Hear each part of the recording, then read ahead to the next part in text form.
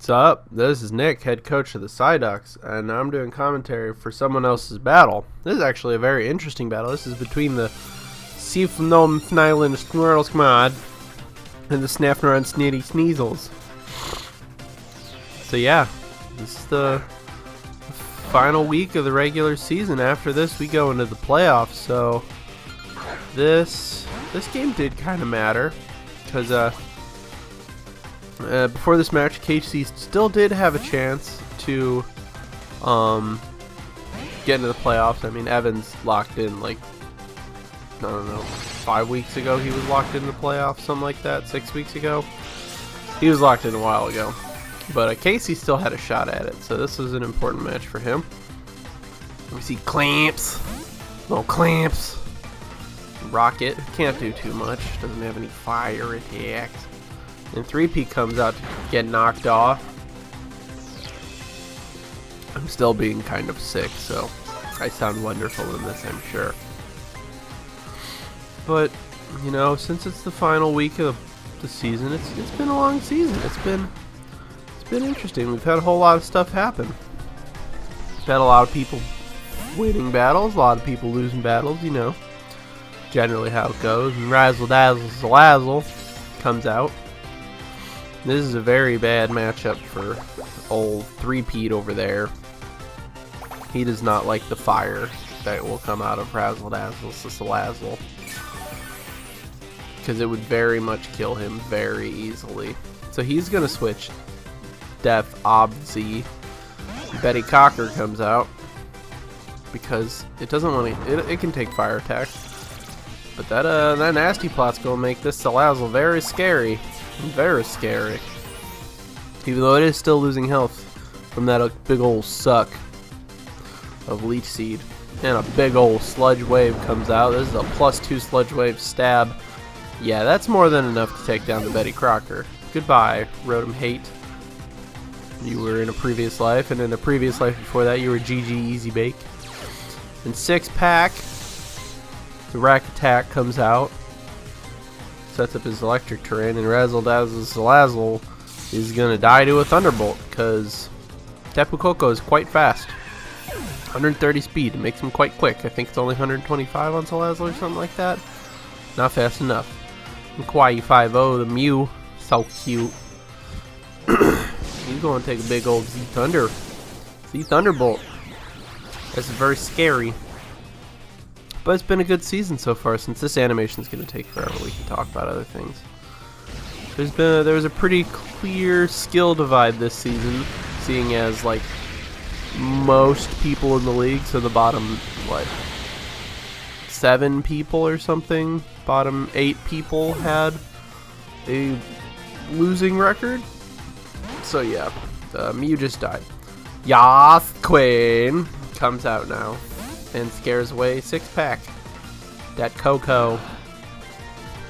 And Rocket returns to block what was assumed to be a ground attack, but we're seeing that Evan's team really doesn't fancy the ice. Not one bit. Clamps comes back out. The Skizzlord. Beat up a Psychic because it's not going to do all that much because Steel resists Psychic. Not entirely sure why, but I'm a fan of it because my Metagross likes to eat up Psychic attacks all day long. Munch, munch, munch, munch, munch. And 3Pete returns to eat another knockoff, but he doesn't really care this time because he doesn't have an item. So Clamps took more damage than he just dealt. Unfortunate. So Clamps is probably going to leave again because he really can't do anything to 3Pete. Oh no, he roosts. Gotta heal that boy back up. Probably going to have Leech Seeds go out on him. Yup, Leech Seed. Makes sense. Leech Seed's a smart move. I use it a lot on my Venusaur. It's a very helpful move. That good old suck to give you some health back. And Clamps U-turns again, so he's not going to be stuck in the Leech Seeds, and he does a decent amount of damage. and back to Ace. But now he does not have Razzle Dazzle Slazzle, so he's got to pick somebody else to come out. And it's Yoth Queen. And some spikes. Some speaky spikes.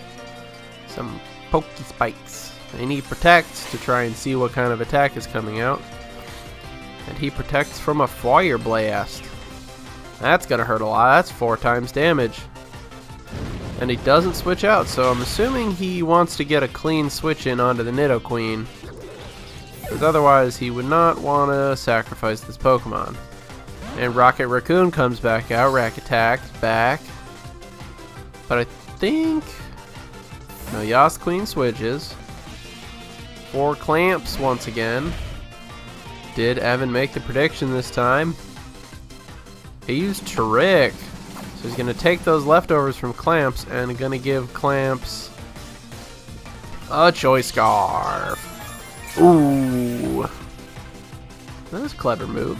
Clever, clever, clever, Evan. That explains why you have such a good record. Because you're very clever. And Colgate comes out, the shiny Zygarde. You stole that name from me, bastard. I thought it was really clever. Because Colgate kind of just sounds like a name. But it's also a toothpaste brand because shiny Zygardes look minty fresh, like they're made out of toothpaste. And Tusker comes in, big ol' Mamoswine. And a Dragon Dance comes out. That's not good. Which I think at base stats, I think it's what, 95 on Zygarde and 85 on Mamoswine. So he does not want to take an ice attack, so he brings in Rage Quit to take a big ol' mean Icicle Crash. That's not gonna feel very good, and it does a lot of damage. That's a lot of damage! Which is enough that Rage Quit will not survive a second one. And it is also slower than Tusker's, so it is gonna die, even though I think maybe Icicle Crush is 95 accuracy. Whatever the accuracy is. There's a small chance that it could miss. And now Colgate comes out, and he's in a bad situation. He probably would have been in a better situation if he had just stayed out after that Dragon Dance.